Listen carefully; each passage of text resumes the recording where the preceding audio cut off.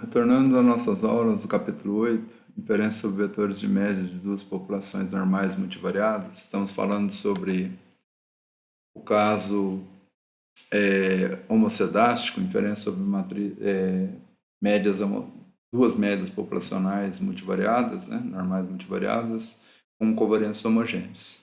Então já falamos das razões de verossimilhança, dos estimadores, no caso restrito e restrito, do teste da razão de verossimilhança, e fizemos até uma relação que é possível de fazer para estimar os 4 critérios do teste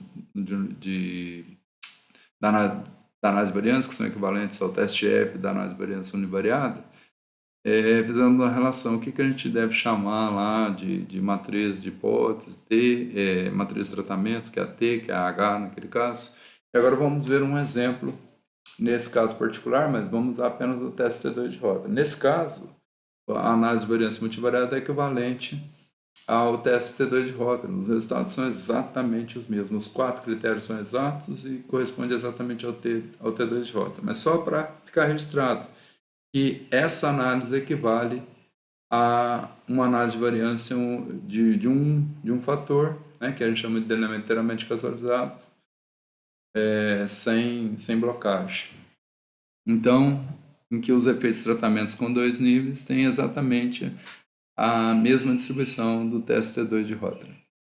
Isso para o caso multivariado. Então, temos 4 critérios, inclusive o critério de Wilks, que é o critério da razão de verossimilhança na análise de variância, que dão exatamente igual ao T2 de Rotterdam, né? Obviamente, porque são resultados exatos para esse caso. Alguns casos da análise de variância, os critérios são exatos. Alguns outros não. Tá? A gente vai discutir isso no próximo capítulo. Então, nesse exemplo, para a gente finalizar essa parte da sessão, né, porque ainda vamos continuar nessa sessão, testar a hipótese de igualdade de vetores de médias de duas variedades de milho A e B é para ilustrar o teste T2 de Rotterdam. Para isso, a amostra de independência tamanho N1 igual a 6 da variedade A, foi feito um experimento com 6 parcelas, e da variedade B, que nós vamos chamar de população 1, né, variedade A, e a população 2, variedade B. N2 igual a 5 foram obtidos e as variáveis produtividade em toneladas por hectare, que é Y1, e a altura da planta, que é essa outra aqui, em metros, que é Y2. Isso para a variedade A e para a variedade B.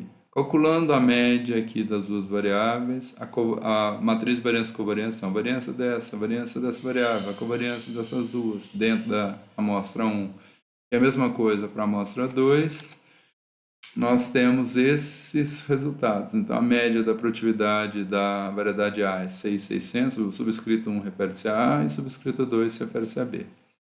6.600, veja que os vetores aqui são letras minúsculas para indicar que nós temos estimativas, né? Não estimadores, não mais a expressão, mas os valores.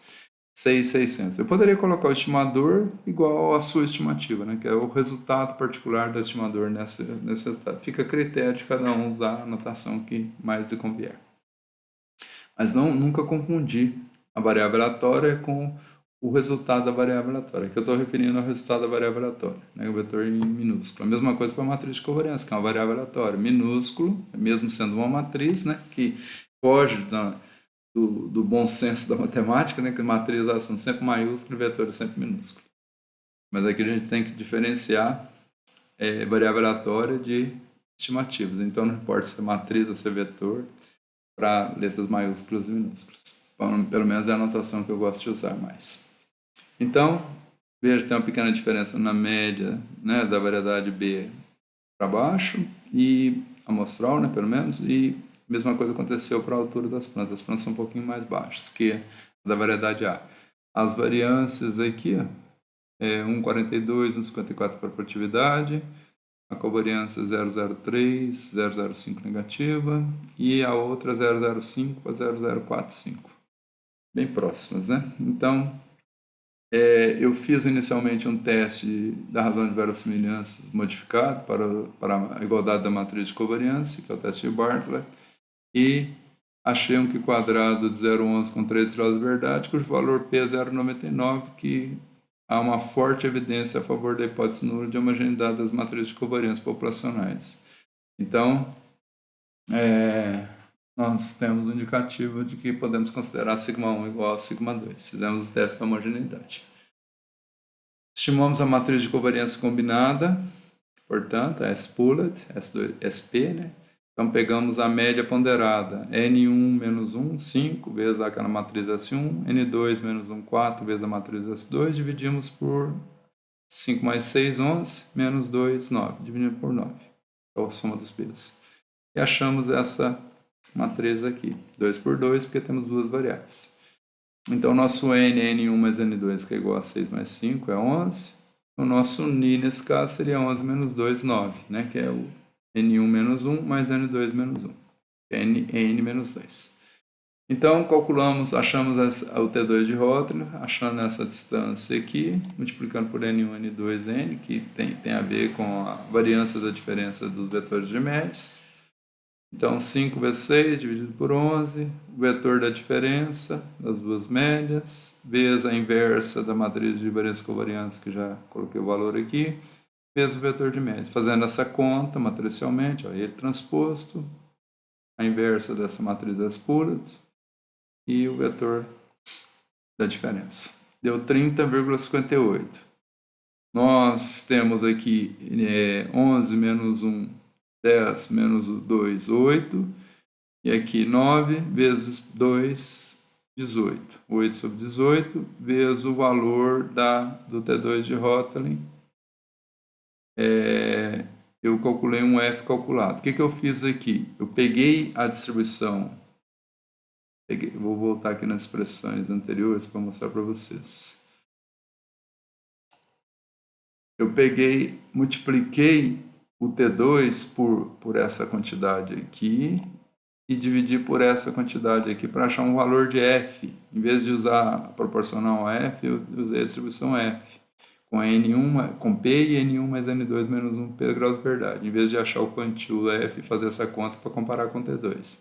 Então, eu transformei o T2 numa estatística F, porque é proporcional, então só multipliquei o T2 pela constante de proporcionalidade. Então, multiplica pelo que está no denominador, porque isso é igual a isso, sem o índice alfa aqui, e essa variável aleatória tem a distribuição dessa outra variável aleatória. Então, multiplica o T2 por isso e divide por isso. Foi isso que eu fiz. Então, achei um F correspondente a esse T2. E esse F tem P e N menos 1 menos P, ou N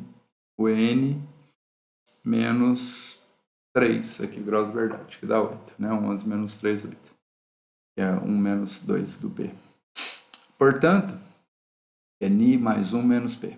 8 graus, com F com 2 e 8. Então, isso aqui é uma estatística da distribuição F com 2 e 8 graus de verdade. Aí eu posso achar o valor P. Eu vou lá num software, qual o valor P correspondente a isso? O produto do F com 2 e 8 graus de verdade superar 13,59296.